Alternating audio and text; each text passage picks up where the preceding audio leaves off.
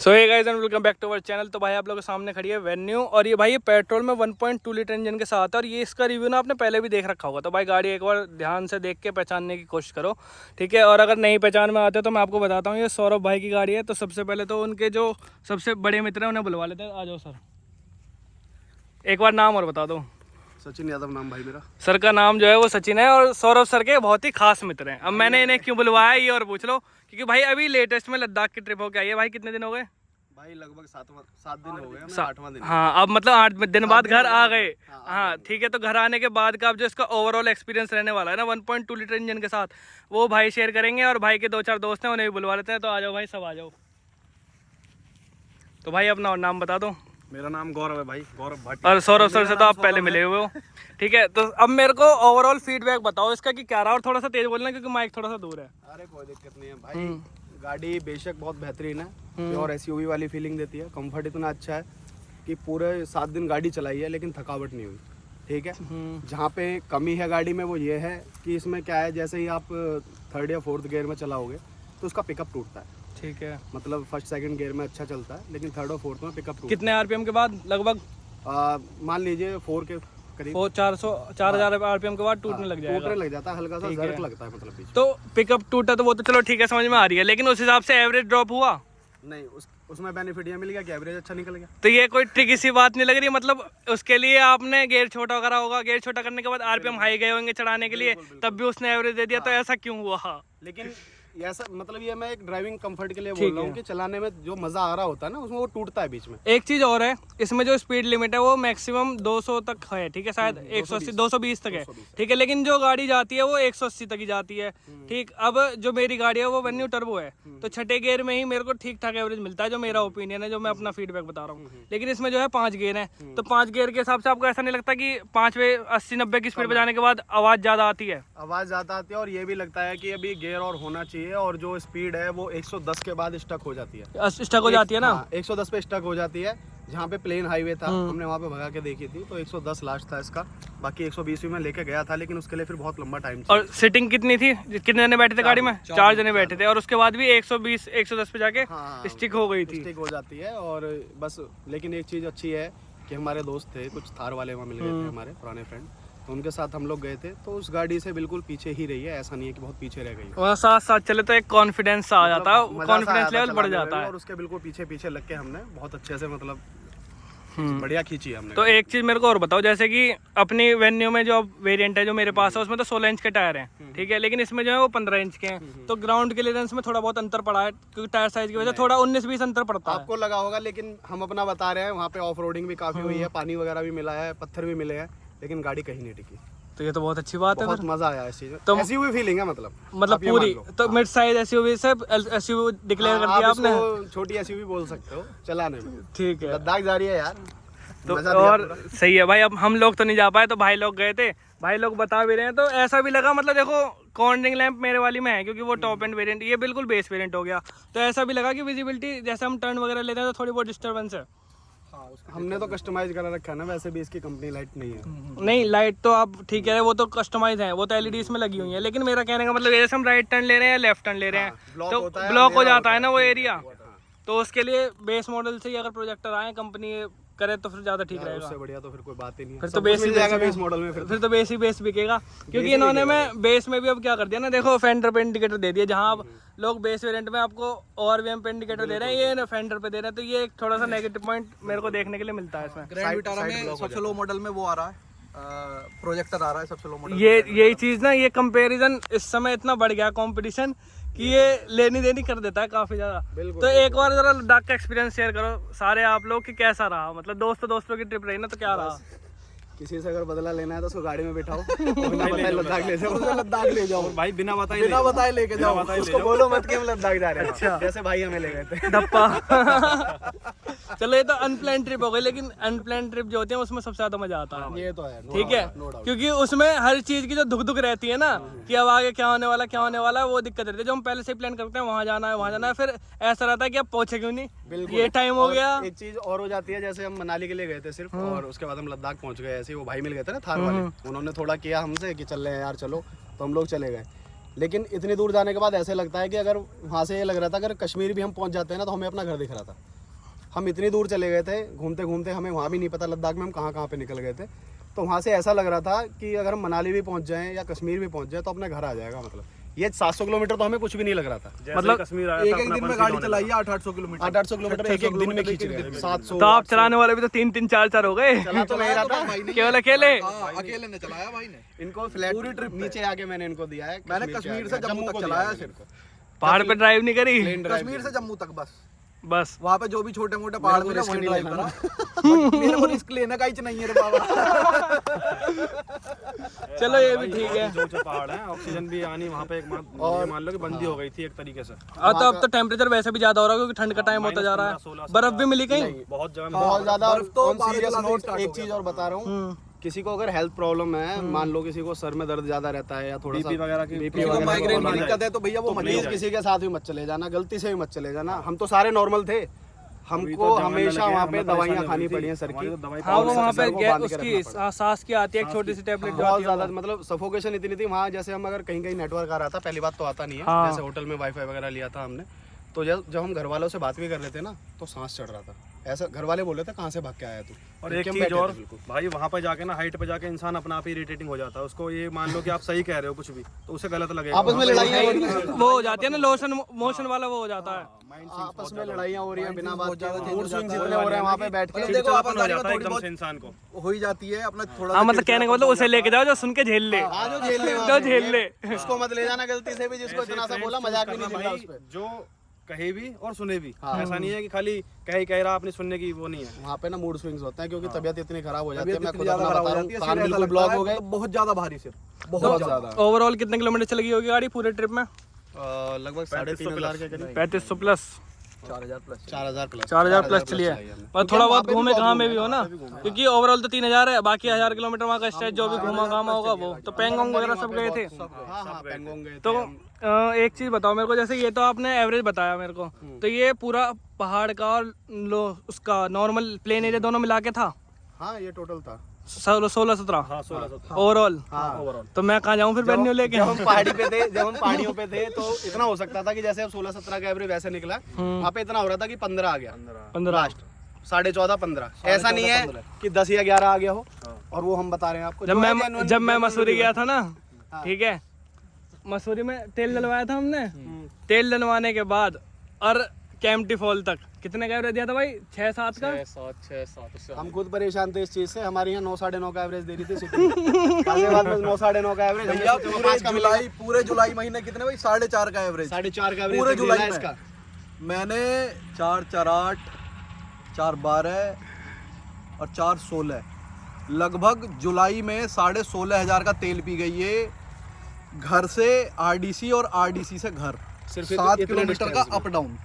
7 kilometre up down, बस 7 kilometre जाना 7 kilometre आना, जबकि टर्बो नहीं है, जबकि टर्बो नहीं। टर्बो नहीं है। ये थोड़ा सा ना ये है कि भाई हमारा मोटो भी यही था कि कुछ इसे ले जाने का कि इसका एवरेज खुल जाए, और खुल गया भाई। वरना दूसरी कोई सी गाड़ी ले जाते, लेकिन हम इसको इसलिए लेके गए थे कि अभी नई है और इसका एवरेज बिल्कुल सही नहीं चल फिर रहा। तो एक लद्दाख की ट्रिप और तो मारनी इसको पड़ेगी थोड़ा इस हिसाब सा से। घुमा लें। तो अब देखो खुलने के बाद 17 दे रही है, 17-16 सिर्फ एक लद्दाख जाने से। एसी ऑन करके मतलब बिल्कुल एसी वगैरह ऑन करके हीटर फुल दोनों। सारे, और एसी भी हीटर 4 लोग की सीटिंग। आप मेरे को इसलिए मोटिवेट कर रहे हो क्या? मैं अपनी गाड़ी बेच के ले लेता हूँ। नहीं इस रेंज में देखो, इसलिए इतनी ज्यादा बिक रही है। इस रेंज में, इस प्राइस में ऐसी गाड़ी नहीं मिलेगी आपको। वो आप बिल्कुल परफेक्ट कह रहे हो, यही चीज pricing इसलिए सबसे ज्यादा बिकती है। वर्थ है एक तो सेफ्टी, इतनी ज्यादा कैडी सेफ्टी है इसके अंदर, इस प्राइस रेंज में मेरे को नहीं लगता किसी गाड़ी के अंदर होगी, ठीक है। और साथ ही जो फीचर मिल जाते हैं इस प्राइस रेंज में, अब बेशक कम कर दिए हो इस वाले मॉडल में, लेकिन इससे features यार नहीं हाँ है। अगर इससे पहले वाले में देखोगे इससे ज्यादा फीचर है और इससे ज्यादा वर्थ है। बिल्कुल बिल्कुल। जब सर ने मुझसे पूछा था ना कि सर गाड़ी ले रहे हो, मैंने कहा इससे पहले वाली मिल जाए तो उसे उठा लो, इसे मत लो। मैंने बोला था ये, वाली वेन्यू में ज्यादा हाँ मैंने कहा वो वाली ले लो, इसे छोड़ दो, क्योंकि इसमें एक चीज और भी है कि कैबिन स्पेस पुराने वाले से थोड़ा सा कम है, थोड़ा सा अगर नोटिस किया हो तो। और लेह लद्दाख में भी ना वेन्यू इतनी है, कम से कम 50% वेन्यू भैया ले पूरे लेह में हमने जो देखा वेन्यू ही वेन्यू Venue पूरे नहीं लेह दिखेगी में। आपको, मतलब आप ये इतनी मान लो कि हर demand में है। दूसरी गाड़ी हमें वेन्यू दिखी है, पहले नंबर हर दूसरी गाड़ी, हर दूसरी गाड़ी। तो वो इसलिए भी हो सकता है ना कि इसकी प्राइस रेंज मेरे ख्याल में 7 से 8 से स्टार्टिंग है, ओवरऑल वो 9-10 तक ऑन रोड पड़ जाती है। 10 की रेंज में ही लोग स्विफ्ट वगैरह लेते हैं, वो इस पे चले जाते हैं। मतलब लेह में जाके एवरेज सही रहता है। हाँ भैया हमें वहाँ वाकई लब भाई आप कभी जाओ अगर लेह में, हम जैसे हम तो लगभग 2 दिन रुक देते हैं हम लेह में। लेह में 2 दिन काटे हमने। आप लेह सिटी घूम लेना, आपको 50% प्लस गाड़ी वेन्यू मिलेगी। फिर तो इससे अच्छा गर्व की बात हो रही क्या? क्योंकि हमें ना हल्का सा ये लगा था, जैसे हम थार के पीछे भगा रहे थे ना, तो हाँ। हमारे भाई चल रहे थे आगे, हरियाणा के तो हरियाणा के भाई मिले थे हमारे पुराने, तो उनके साथ ही हम आगे गए थे। तो ये ना क्या हो रहा था कि इतनी ठंड थी ऊपर, बहुत ज्यादा मतलब माइनस में टेम्परेचर था, -4 डिग्री, -12 डिग्री। ऐसा लगा मुझे कि ब्रेक ना इसके वो स्किड कर रहे हैं श्रिंक हो कभी कभी, जैसे हम उसके पीछे वो कंटिन्यूसली चलने पे हो गए होंगे, वो हीट होने के वजह से हो गए होंगे। वहाँ से जाने के बाद हम लेह में सीधा hyundai के सेंटर पे गए थे, सर्विस सेंटर। तो हम ब्रेक दिखाने गए थे, उन्होंने बताया ब्रेक बिल्कुल ठीक है, कोई प्रॉब्लम नहीं। मुझे लगा कि गर्म होने, हीट होने की वजह वो से। ये बोल रहे थे कि आप रेगुलर इतनी लॉन्ग ड्राइव कर रहे हो और हिल्स से नीचे आ रहे हो, तो ब्रेक का इसी चीज से एक सीन याद आया, वैगनार से गया था मैं, वैसे जाते रहते हैं हम, वेन्यूता भी लिया पिछले साल, ठीक है, लेकिन उससे पहले वैगनार से ट्रिप मारी थी हम, 6 जने थे हम वैगनार के अंदर, फैमिली थी पूरी। शिमला से लेके जब हम मनाली जाते हैं तो बीच में ये काम कर रहे हैं बिलासपुर वाली नहर के पास, तो वहाँ से बीच का, हाँ बिलासपुर मंडी, वहाँ से इन्होंने रास्ता काट दिया था गाँव में से, एक गाँव में से करता है वहीं पे। अरे जहाँ से वो लेके गया था हमें गाड़ी वाला, अब शायद आप भी गए हो, बिल्कुल पतली पतली सी रोड है बिल्कुल गांव के अंदर से, और खूब ऊंची नीची है, हाँ खूब ऊंची नीची रोड है वहाँ पे, ठीक है, और ऐसा भी था बिल्कुल ऐसी ऐसी ढलान और ऐसी ऐसी चढ़ाई, और रोड पे वहाँ पे गिट्टी पड़ी हुई है, अगर तुम ब्रेक में मारते हो वही तो वहाँ पे एक तो क्या सीन हुआ था, एक तो एक्सयूवी 700 वाला था, ठीक है, 700 नहीं 500 होगी, तो एक्सयूवी 500 वाला जैसे चल रही है तो गाड़ी उसके ब्रेक गर्म हो गए, जैसे आप बता रहे हो सेम वही सीन हुआ था, ठीक है, तो उसकी गाड़ी ऐसे हो गई तिरछी, वो बच गया। और हुआ क्या, जैसे कि ऐसे चढ़ाई आई ऊपर से, तो यहाँ पे जाते मैंने यहीं ब्रेक मारे थे, और वहाँ ब्रेक मारने के बाद अगली चढ़ाई में ब्रेक लगे ही नहीं है, यही हुआ। वो हैंड ब्रेक से रोकी है मैंने गाड़ी। हमारे थार वाले भाई मेरे से ये तो बोल रहे थे, अरे भाई क्या हो गया, नींद में है कि, क्योंकि मैंने नीचे घुसा दी थी बिल्कुल, जबकि मैंने ब्रेक बहुत पहले से लिए थे, लेकिन वो skid पहले कर थे, गए। लेकिन गाड़ी ने और उसके बाद थोड़ी दूर तक तो मुझे ऐसा लगा कि ब्रेक शू गए इसके, और वहाँ जगह भी ऐसी थी कि हमें तो ये लग रहा था हैंड ब्रेक के देख तो पहाड़ी के साइड में वहाँ पे बैरिकेड नहीं है। हाँ बिल्कुल भी नहीं है, पूरी लद्दाख रोड में नहीं है कहीं भी। पता चला अभी पहले रोड पे लाइट नहीं है। हाँ केलोंग तक है मेरे ख्याल में, केलोंग के बाद कुछ नहीं है। कुछ भी नहीं है। और दिक्कत ये है, जो सबसे बड़ी इसमें वो है, जैसे आप टर्न लेते हो तो साइड के लिए बिल्कुल भी लाइट है ही नहीं, कॉर्निंग लैंप नहीं है। कॉर्निंग लैंप बिल्कुल है ही नहीं। तो आपको कहीं कहीं तो ये जैसे साथ में बैठे थे तो ये बोलते थे अरे रोड गायब हो गया भाई दो बोला तीन बार मुझे मैंने दिख रहा है, खिड़की रुक जा। पकड़ी और हैंड ब्रेक खींचा है जैसे ही, जैसे मान के चलो ये तेज चला रहा है थोड़ा या मंदा चला रहा है कैसे भी, तो ऐसा जैसा रोड आया थोड़ी ढलान आई उसके नीचे एकदम गायब, रोड ही नहीं है, ऊपर लाइट ये चीज इसमें दिक्कत है, बताऊं क्यों है? क्योंकि इसकी सीट की जो पोजीशन है वो था नीची, बोनट है ऊंचा, तो नीचे दिखता ही नहीं है क्या है क्या नहीं है। साइड बिल्कुल ब्लॉक हो जाती है, ये बहुत ज्यादा खतरनाक है वहाँ पे, क्योंकि वहाँ पे लाइट लैंप कुछ है ही नहीं, कुछ नहीं। रोड के साइड में जो वो क्या कहते हैं रिफ्लेक्टर्स होते हैं वो भी नहीं लगे हुए, तो साइड बिल्कुल ब्लॉक हो जाती है। और इनफैक्ट वहाँ पे तो अब ये कहते हैं हिमालय में कि आप फॉग लैंप भी मत जलाओ, फॉग लैंप भी मना है वहाँ पर। फॉग लैंप के लिए चलान भी है, चलान भी है वहाँ। चलान मेरे को याद नहीं है कितने का, लेकिन मना है। फॉग लैंप पे क्योंकि चलान भी है सामने से अगर आपने आपका फॉग लैंप या फिर आपकी ये आप कस्टमाइज करा लेते हैं लाइट, अगर ये ज्यादा स्ट्रॉन्ग है तो सामने वाला का बिल्कुल विजन ब्लॉक हो जाएगा, ब्लाइंड हो जाता है ना, वो ब्लाइंड हो जाता है। तो रात के लिए तो फिर बिल्कुल है ही नहीं। नहीं है भाई मत चलो। और हमने ज्यादातर रात में हमने 400 किलोमीटर रात में चला, हमने रात में ही खींची है भाई, क्योंकि हम रुके ही नहीं है, हमें रुकना ही नहीं था। ये डेंजर वाला खेल टर्न था के थोड़ा। बाद ऐसा हो जाता है ना, जैसे मान लो ऐसे चढ़ाई आई और हम ऐसे सीधे नीचे, तो नीचे का नहीं दिखता बिल्कुल भी क्या है क्या नहीं है। एक ये लोग उछल गए थे गाड़ी में कि यार रोड कहाँ गया, मैंने कुछ बोला यहीं तो कुछ है। सेकंड तक कैसे हो जाता है। ऐसे जाने के बजाय सड़क वहाँ पे ऐसे थी। सेम वही वाला हाल है, इनोवा चलाओगे ना, इनोवा में ऐसे चढ़ते हैं जैसे कोई भी चढ़ाई चढ़ी तो आगे का बिल्कुल ब्लाइंड है, कहाँ जाएगा ये दिखेगा ही नहीं, ठीक है, वही सेम चीज इसमें है। SUV में मैंने फील की हुई है। जितनी भी मिड साइज है उनमें तो है मेरे ख्याल में, मिड साइज में है, क्योंकि इनकी पोजीशन जो है सिटिंग पोजीशन वो नीची है और बोनट काफी ऊंचा है। इतना ऊंचा हो जाता है कि आपको ना साइड का कुछ नहीं दिखता। हाई स्पीड, एसयूवी के हिसाब से हाई स्पीड के बारे में क्या कहना चाहोगे? हाईएस्ट कितनी गई है? हाईएस्ट 120 ही गई है। 120, उससे आगे डेड।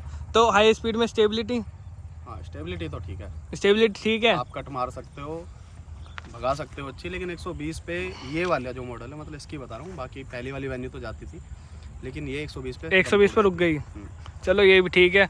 तो ओवरऑल आपने बताया कि 6-7 बार टंकी फुल कराई थी, तो ओवरऑल क्या कितने का तेल लगा होगा लगभग? भैया इसमें आती है लगभग 38 लीटर के आसपास, 41 लीटर के आसपास आता है शायद। 42 लीटर है, 42 लीटर है इसकी टंकी। अच्छा हमारे में थोड़ा बहुत रह जाता है ना, तो इसलिए हमें 38-39 ही मिलता है हमेशा। 42 लीटर की टंकी है मतलब इसकी। हमने कभी भी टंकी भैया पूरी खाली नहीं होने दी। हाँ 2-3 लीटर पड़ा रहता तो हमें 38-39 मिलता था। जैसे ही 2-3 डंडे बचे फुल करा दो। हम फिर सीधा पेट्रोल पंप ढूंढते तो फुल करवाओ। तो वो ऐसी जगह तो करवाना ही पड़ेगा। पहाड़ों में तो वैसे ही रिस्क है। भैया वहाँ का हमें पता नहीं कितनी दूर कहाँ पे पेट्रोल पंप कहाँ पे है, रोक नहीं दें, है। कहाँ पे जाम लग जाए। दूसरी चीज हमें जाम पूरी रात का मिला था। भाई पूरा लेह से लेके लद्दाख तक पैंगोंग झील तक कोई पेट्रोल पंप नहीं है। कोई पेट्रोल पंप नहीं है। और भैया पेट्रोल पंप तो छोड़ो, वहाँ पे लोग बाग ही नहीं है देखने के लिए। हेल्प के नाम पे कोई चीज आपके नहीं है। नेटवर्क ही किसी नहीं ने आते। अगर गाड़ी रोक ली तो ठीक है, नहीं तो वहाँ की कोई सुविधा नहीं है। सुविधा नहीं। कोई अगर आपको टूरिस्ट मिल गया ना जो हेल्प करने वाला कोई बंदा है तो ही आप बच ऐसे लगा मैं तो टूरिस्ट भी बड़ी मुश्किल से हेल्प करेंगे। 500 किलोमीटर तक कोई कुछ नेटवर्क नहीं है भैया, 400 500 किलोमीटर किलोमीटर कुछ खाने पीने का नहीं है, नेटवर्क तो छोड़ो। नेटवर्क छोड़ो। अभी लद्दाख से ऊपर को जाते हैं, क्या पड़ता, खारदुंगला के बंद था वो या खुला हुआ था? खुला हुआ था, 16,500 फीट पे था। 16,500 वहाँ बर्फ मिली है आपको? तो आपने कहा -17 या 12 के करीब भी टेम्परेचर रहा, तो एक साल में स्टार्ट हो गई। हाँ ये गाड़ी चीज तो भैया भाई, एक साल में ये चीज तो थोड़ी दुख करी होगी। हाँ, ये चीज तो ये लग रहा था हमें कि इतनी ठंड में जैसे खड़ी है पूरी रात। जब हमने स्टे किया था होम स्टेज मिले थे वहाँ पे तो खुले में खड़ी है, अंदर कोई पार्किंग वगैरह तो डीजल होती तो थोड़ा। हाँ वैसे एक देखो सेल्फ थोड़ी सी इसने वीकनेस दिखाई, जैसे पहले दूसरे में ही चली या बहुत हद तो तीसरे में गई, ठीक ना। पिकअप मगर थोड़ा कम। हाँ पिकअप थोड़ा कम रहा, लेकिन गाड़ी ने साथ नहीं छोड़ा। साथ बिल्कुल। नहीं छोड़ा जो थार क्योंकि की दिन बराबरी रात करी है। दिन रात तक चलिए थार के पूरे पीछे। थार के बराबर। रिलायबिलिटी और परफॉर्मेंस दोनों दी है, केवल हाई स्पीड नहीं थी। मेरे पास वीडियोस हैं पड़ी हैं, थार के पीछे लग के चलिए, थार ऐसा के नहीं है पीछे कहीं भी बिल्कुल लग के चलिए, मतलब कम रह गई हो या कुछ है। कम नहीं पड़ी उससे। वो बस हुई है कि वही है ना भाई, मुझे चलाने फील वाले हुआ के भी ऊपर पिकअप का, बात लेकिन है ना मैंने थोड़ी दूसरे को फील नहीं होने दिया। मतलब अगर थार के पीछे चल रहा हूँ ना, मेरे को तो फील हुआ कि मतलब कम है, दब रही पिकअप है। कम है, सब चीज है, लेकिन उसको मतलब उनको फील नहीं हुआ होगा इतना अच्छे से। और ये भाई अपनी गाड़ी भी आ गई। हाँ भाई को भी ले लेना कहीं, फिर भाई नु कहे बाद में लेके आया हूँ। तो एक भाई और जुड़ गए हमारे साथ, नाम बता दो सबसे पहले तो। भाई मेरा नाम तुषार। हाँ अब बताओ क्या कह रहे थे आप?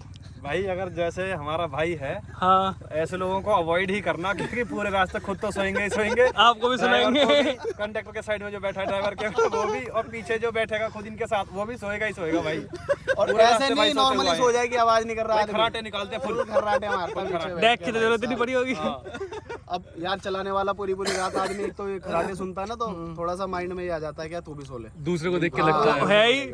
और इसको पूरे रास्ते गालियां मिली है। अपने ट्रिप में जब हम गए थे ना, मैं गाली दूंगा अब मेरी ट्रिप में यही बैठा था आगे, मैंने कहा गलती से भी अगर सो गया मैं तो वहीं उतार दूंगा। कंडक्टर साइड वाले सो गए तो ड्राइवर नींद आई जाती है, 110% आती है।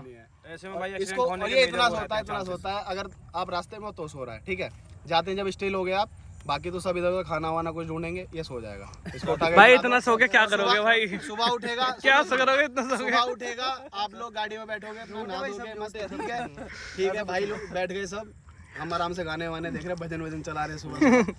भाई को देखूंगा पीछे सो गया। मतलब यार इतना कौन सोता है भाई? फिर एक बात और है भाई की खासियत और है, सोता सोता आँख खुल जाएंगी बात सुन के, ये क्या है, कौन सो रहा है?